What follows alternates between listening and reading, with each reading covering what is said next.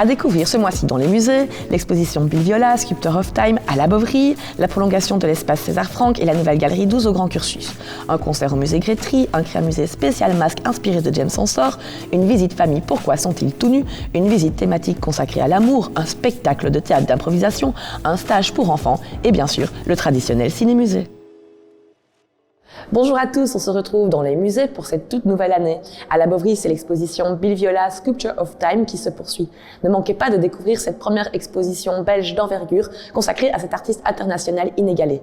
Techniquement éblouissante, elle présente 18 œuvres vidéo de l'artiste qui ont marqué ces 3 décennies. À la fois grandiose et intimiste, complexe et étonnante, spectaculaire et profondément humaine, ces œuvres sont traversées par un humanisme au caractère universel. Kira Pirov, directrice du studio Bill Viola, dévoile les sources d'inspiration de l'artiste. Bill's inspiration comes from a number of different sources.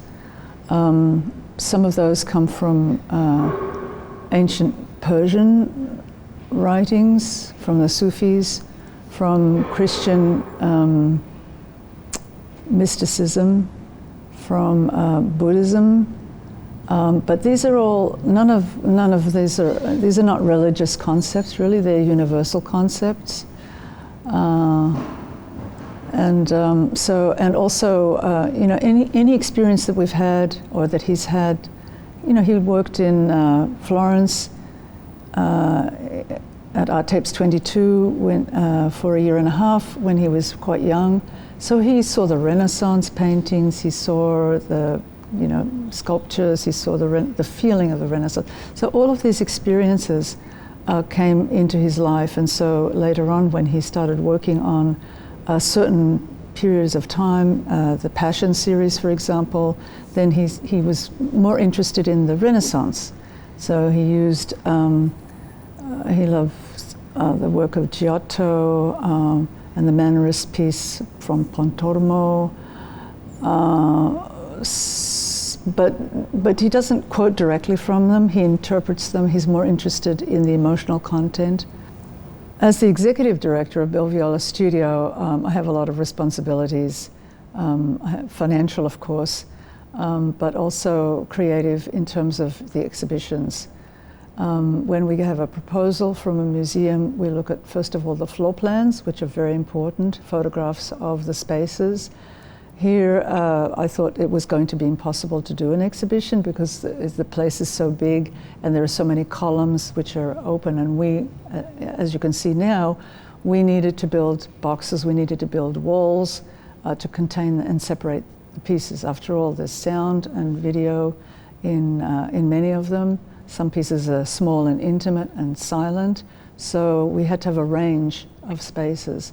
So the collaboration is with the institution, and myself, and of course Bobby Jablonski, who is my right-hand person, organizing things for every exhibition. So it's a very complex project. Au Grand Cursus, l'espace dédié à César-Franck est prolongé jusqu'à fin de l'année. En 2022, la ville de Liège et le Grand Cursus, en collaboration avec l'Orchestre Philharmonique Royal de Liège, avaient célébré le bicentenaire de la naissance de César-Franck, illustre compositeur liégeois qui a véritablement révolutionné la musique française du XIXe siècle. Cet espace accueille l'emblématique console de l'orgue Cavaillé-Coll dont César-Franck fut titulaire à la basilique Sainte-Clotilde de Paris, le manuscrit original des variations symphoniques pour piano et orchestre, de nombreux articles, documents et témoignages d'époque, le magnifique piano Serrurier-Bovy ou encore le piano demi-queue Erard ayant appartenu à César-Franck à Paris. Ainsi, cet espace d'exposition consacré à César-Franck est un ensemble unique et exceptionnel à découvrir jusqu'au 30 décembre 2024.